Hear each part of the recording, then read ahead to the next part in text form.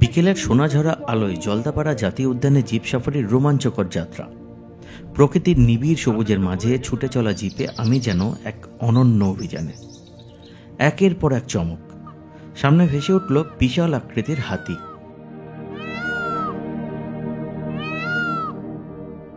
ভারতীয় গাউরের শক্তিশালী উপস্থিতি, সুনিপুণ হরিণের মৃদুচারণ, আর সেই রাজকীয় একশৃঙ্গ গন্ডার। প্রকৃতির নিবিড় পরিবেশে হাতির মৃদু চলার মধ্যে এক অন্যরকম অনুভূতি। এতগুলো বন্যপ্রাণীকে একত্রে দেখে মন যেন আনন্দে নেচে উঠল। এই অভিযান জীবনের স্মরণীয় অভিজ্ঞতা হয়ে থাকবে। প্রকৃতির সঙ্গে এমন কাছের সংযোগে আনন্দে ও রোমাঞ্চে মন ভরে গেল। জলদাপাড়া জাতীয় উদ্যানে আমার অনন্য অভিযানে স্বাগতম।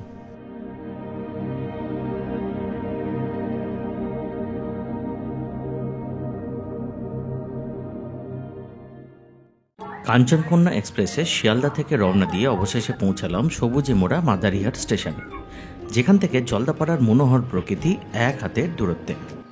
আমি যাচ্ছি এখন অরণ্য ট্যুরিজম প্রপার্টি। হাতে সময় খুব কম, 2 নাইটসের একটা জঙ্গল ট্রিপ করব, সেই জন্যই বেরিয়ে পড়েছি। চলুন আগে প্রপার্টিটাই যাই। জঙ্গলের গহীনে অবস্থিত অরণ্য ট্যুরিস্ট লজের শান্ত সবুজ পরিবেশ যেন প্রকৃতির নিবিড় আলিঙ্গনে স্বাগত জানালো। ইনক্লুডিং ব্রেকফাস্ট, আমার রুম ভাড়া 3000 টাকা। এখন আমি গার্ডেনেতে একটু বসে আছি।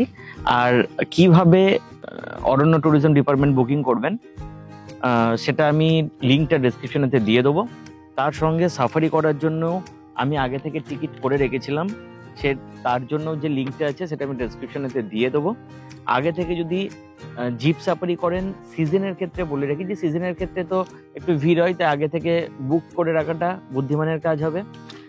ক্যামেরার জন্য 200 টাকা চার্জ পড়ে। আর এটুকুনি বলতে পারি যে যদি মনে করেন হাতি সাফারি করবেন, হাতি সাফারির জন্য অবশ্যই আগে থেকে প্রি বুক করে রাখুন। যেদিন বুকিং থাকবে হাতি সাফারির, সেই বুকিংটা তার আগের দিন সন্ধ্যেবেলাতে রিপোর্টিং করতে হয় অফিসেতে। বড় জাতীয় কিছু শু পরবেন, কারণ হাতি যেহেতু জঙ্গলের মধ্যে দিয়ে যাবে, এরকম ভাবে বলা হয়েছে যে যদি একটু অন্য টাইপের জুতো পরা হয় পড়ে যাওয়ার চান্সেস থাকে, তাই এটাকে একটু কেয়ারফুল রাখতে হবে। That's it. আর বাকি লিঙ্কগুলো সব আমি ডেসক্রিপশনেতে দিয়ে দিচ্ছি। এখন রিপোর্টিং আমরা করে দিয়েছি। এখানে 3800 টাকা সামথিং একটা ফুল গাড়ি চার্জ আছে। আর আমরা শেয়ার পেয়ে গেছি। শেয়ারটা সবসময় পাওয়া যায় না, তাই আমি শেয়ারটা উল্লেখ করতে চাইছি না। শেয়ারটা মানে হলো এখানে এসে যদি কেউ আপনাদের সঙ্গে যায়, তো অলরেডি ইনারা আজকে আমাদের গাড়ি দিতে চাননি, মানে চাননি বলবো না, মানে গাড়ি দিতে পারেনি আর কি। এখানেতে এই মুহূর্তে গাড়ির একটু শর্ট আছে বলে একজন ফ্যামিলির 3 জন আছেন, আমরা 2 জন আছি, 5 জন আজকে আমরা বেরিয়ে যাব সাফারি করতে একটু পরে 3:30। But before that go to lunch.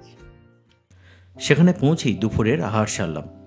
জঙ্গলের স্নিগ্ধ বাতাস আর চারপাশের নীরব সবুজের মাঝে এ যেন অন্যরকম এক অভিজ্ঞতা। I always preferred local fishes and local dishes. এখানেতে এসে এখানকার যে নদীর মাছ আছে অবশ্যই ট্রাই করা উচিত।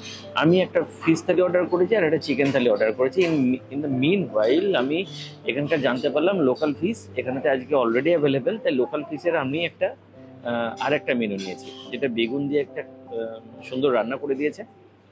প্রকৃতির সঙ্গে এমন নৈকট্যে কাটানো মুহূর্তগুলির এক রোমান্টিক স্পর্শ, যা শহরের কোলাহল থেকে বহু দূরে এনে দিল প্রশান্তির অনুভূতি।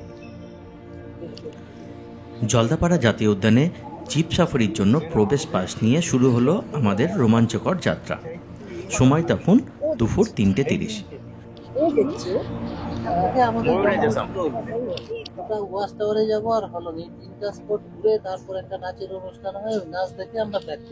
আচ্ছা আচ্ছা। আমাদের জঙ্গলের টোটাল এরিয়া হচ্ছে 216.5 কিলোমিটার। আচ্ছা, ময়ূর পাবেন আপনারা প্রচুর, ময়ূর নিয়ে সমস্যা নেই। সমস্যা হচ্ছে বাঘই। এখানে বাঘ নয়, লেপার্ড। আর মানেই তো বাঘ। হ্যাঁ, লেপার্ডই আছে। সামনে দুটো ময়ূর আছে, একটু দাঁড়াবেন। জঙ্গলের প্রবেশদ্বার পেরোতেই চারপাশের গহীন সবুজে যেন এক রহস্যময় পরিবেশ ঘিরে তুলল।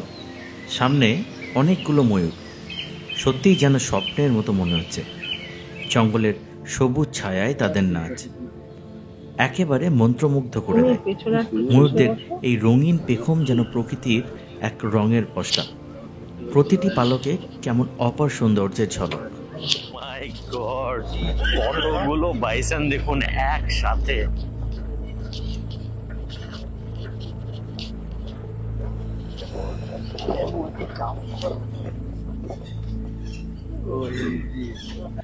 জলদাপাড়া জাতীয় উদ্যানে বাইসনদের রাজকীয় উপস্থিতি সত্যিই মনোমুগ্ধকর।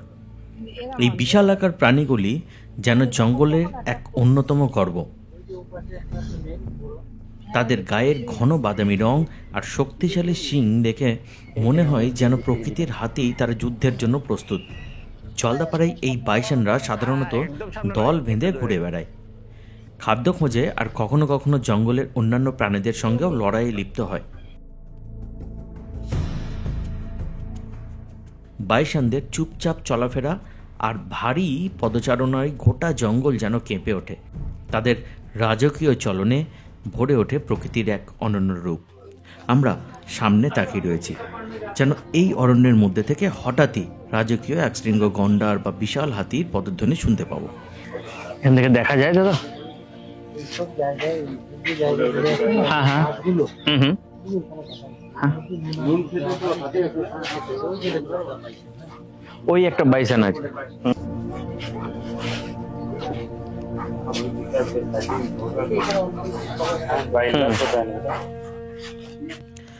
ভারতের একশৃঙ্গ গন্ডারের কথা উঠলেই যে কোনো ভ্রমণ প্রেমীর মনে প্রথম আসে আসামের কাজিরাঙা জাতীয় উদ্যানের নাম।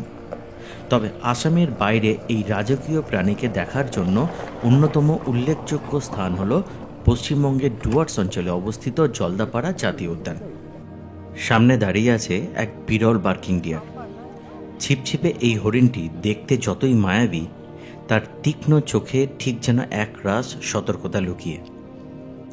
গা ঢাকা বাদামি রঙে ঢেকে থাকা এই সুন্দরী প্রাণীটি অদ্ভুত ভঙ্গিতে আমাদের দিকে তাকিয়ে আছে, যেন বনভূমির এক নির্জন রক্ষক। সামনে একটি স্পটেড ডিয়ার, তার গায়ে সাদা সাদা ফোঁটা যেন জঙ্গলের সবুজ পটভূমিতে এক আশ্চর্য রঙের খেলা তৈরি করেছে। আর চোখে মুখে রয়েছে শান্তি আর সতর্কতার মিশ্র ছাপ। এখন যাচ্ছি হলং বাংলোতে। হলং বাংলোতে পৌঁছানোর পর চোখের সামনে যে দৃশ্য সত্যিই অবর্ণনীয়। চারপাশে গভীর সবুজে ঘেরা এই জায়গা যেন প্রকৃতির এক খোলা চিত্রশালা।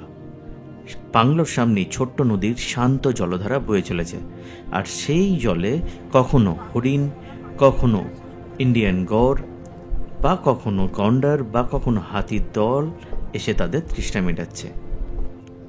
এ যেন মুগ্ধকর মঞ্চ। আর আমাদের সঙ্গে যা ঘটল,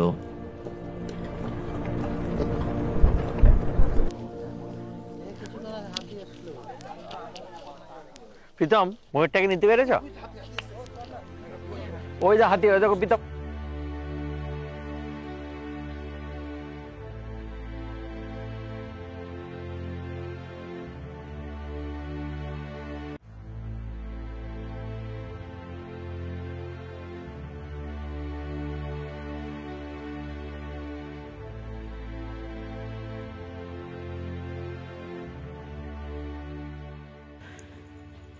একটি ছোট্ট হাতি এসে মাঠে ঢুকল।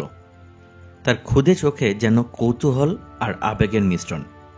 কিছুক্ষণ ঘুরে ফিরে জায়গাটা পরখ করল, তারপর নিজের পরিবারের কাছে খবর পৌঁছে দেওয়ার মতো হালকা আওয়াজ তুলল।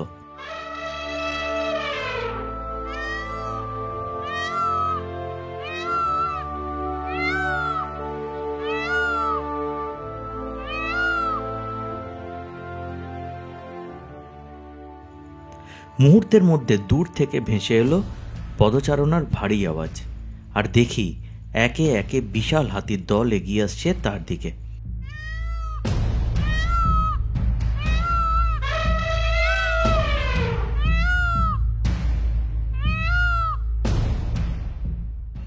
মা, বাচ্চা, তরুণ সব হাতির মিলনে যেন এক অদ্ভুত দৃশ্য।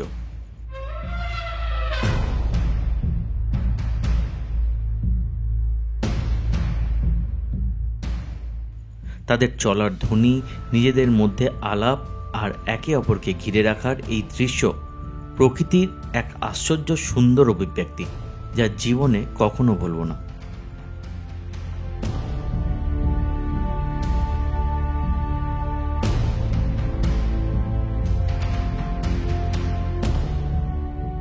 তাদের গম্ভীর পদধ্বনি আর মাঝে মাঝে সুর তুলে তীব্র আওয়াজ করে ডাক, সব মিলিয়ে এ এক মহাকাব্যিক দৃশ্য, যেন প্রকৃতির নিজ হাতে আঁকা এক বিশাল ক্যানভাস, যেখানে ভালোবাসা, সুরক্ষা আর শক্তির এক অবিশ্বাস্য মিশ্রণ ফুটে উঠেছে। হাতিদের এই মিলন দেখে মনে হলো এটাই প্রকৃতির এক নিঃশব্দ প্রেমের ভাষা, যা ভাষায় প্রকাশ করা সত্যিই অসম্ভব। প্রচুর হাতি দেখছি অলরেডি এখনো পর্যন্ত।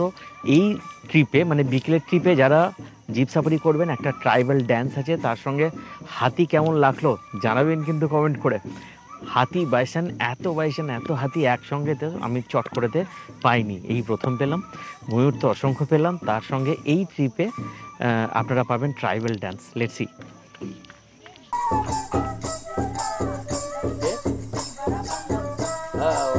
চলে আসবো আধা ঘন্টা মধ্যে। ঠিক আছে, চলে আসবো।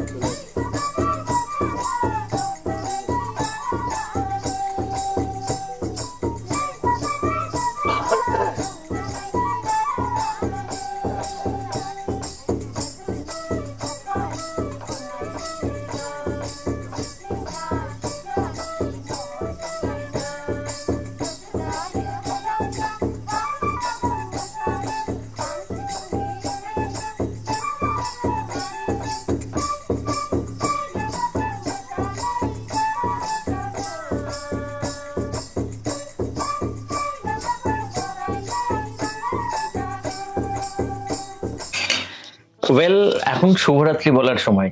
তার আগে আজকে আমরা কি ডিনার করছি। এখন ডিনারেতে এখানেতে লটস অফ মেনুগুলো আপনাদেরকে অলরেডি আমি সমস্তটা শেয়ার করছি, স্ক্রিনেতে দেখাচ্ছি আপনাকে। সমস্ত রকম মেনু অ্যাভেলেবেল, সমস্ত কিছু মেনু অ্যাভেলেবেল, নিজেদের মতো করে অর্ডার করতে পারেন। আমি আজকে একটু লাইট খাবার চেষ্টা করছি, তো আমি চিকেন স্টু অর্ডার করেছি, আর প্রীতম চিলি চিকেন আছে। চিকেন স্টুটা ঠিক এইরকম টাইপের অনেকটা দেখতে, সেটাও আমি আপনাকে স্ক্রিনেতে দেখাচ্ছি ভালো করে। আর চিলি চিকেনটা কেমন দেখতে সেটাও আমি দেখাচ্ছি। দ্যাটস এরকম ভাবে।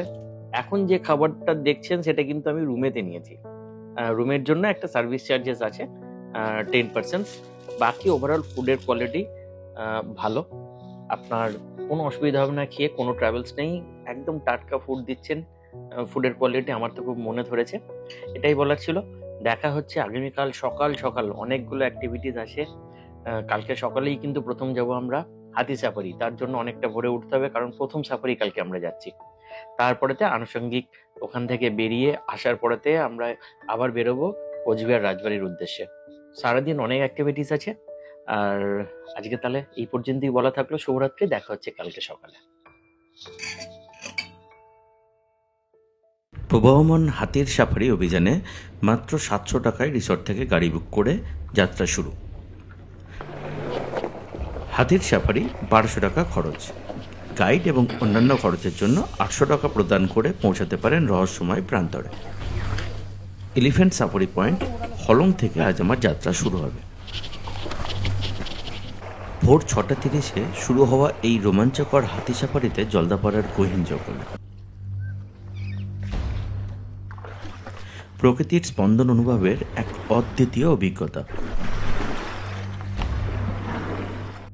হাতির পিঠে চেপে জঙ্গল ঘোরা, চারপাশে সবুজের গন্ধ, পশু পাখির ডাক আর প্রকৃতির নিঃশব্দ ডাকে ভরা এক অবিস্মরণীয় যাত্রা। জীবনে একবার হলেও এই হাতি সাফারির রোমাঞ্চে অবশ্যই ডুব দেবেন, যাতে প্রকৃতি আর জঙ্গলের আসল অনুভূতি অনুভব করতে পারেন।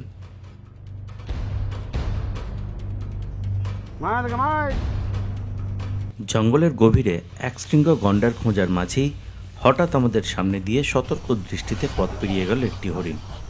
তার চোখে কৌতূহল আর অরণ্যের গহীন রহস্য, যেন প্রকৃতির এক নীরব বার্তা যা মন ছুঁয়ে যায়।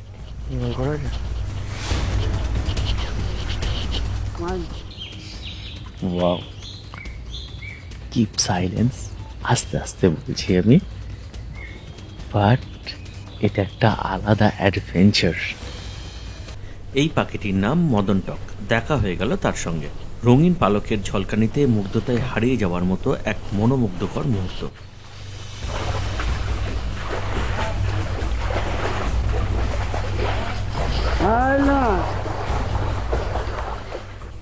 দীর্ঘ প্রতীক্ষার পর হঠাৎ হলং বাংলোর সামনে যেন প্রকৃতির বিস্ময়। এক শৃঙ্গ গন্ডারকে একেবারে সামনে থেকে দেখার অভিজ্ঞতা রোমাঞ্চে ভরা।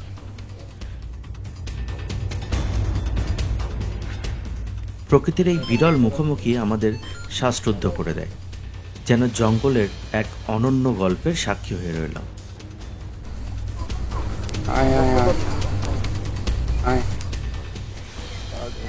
আমরা তোমায় বিরক্ত করব না বন্ধু, আমরা এখন চলে যাচ্ছি। আজকের এই অভিজ্ঞতা আমাদের মন ভরিয়ে দিয়েছে। তুমি নিরাপদে থেকো তোমার জায়গায়, এই সবুজ রাজ্যে।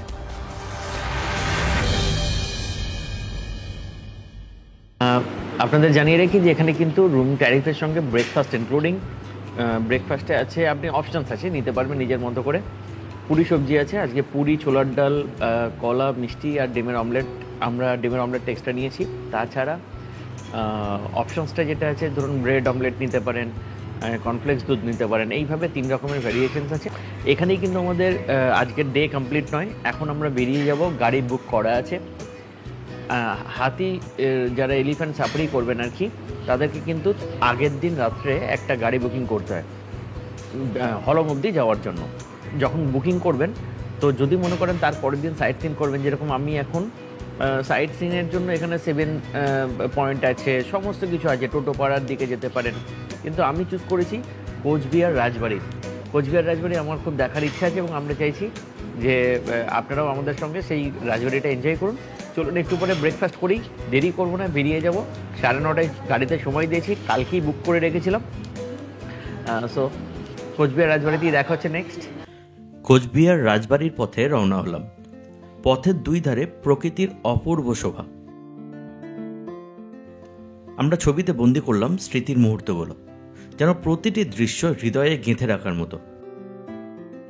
গাড়ি ভাড়া 2500 টাকা, আর প্রায় 1.5 ঘন্টার মধ্যে পৌঁছে যাব আমাদের গন্তব্যে। সঙ্গে ছিল রানা। এই যাত্রা আমাদের মনে চিরস্থায়ী এক গল্প হয়ে থাকবে।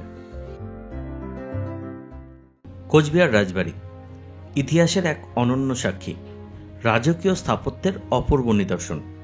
এর প্রতিটি ইঁট যেন অতীতের গল্প ফিসফিস করে বলে, আর আমরা মুগ্ধ বিস্ময়ে তাকিয়ে থাকি। এই প্রাসাদের অমলিন শোভা আর গৌরবময় সৌন্দর্য দেখে হৃদয় ভরে ওঠে। এমন ঐতিহাসিক স্থান দেখে আমরা আপ্লুত, যেন ইতিহাসের গভীরে হারিয়ে গেছি। এবার আমার ফেরার পালা। জলদাপাড়া জাতীয় উদ্যানে এই অনন্য অভিজ্ঞতা নিয়ে ফিরে যাচ্ছি। প্রকৃতির সান্নিধ্যে এক অসাধারণ যাত্রার পর মনটা যেন এক অন্যরকম শান্তিতে ভরে গেছে।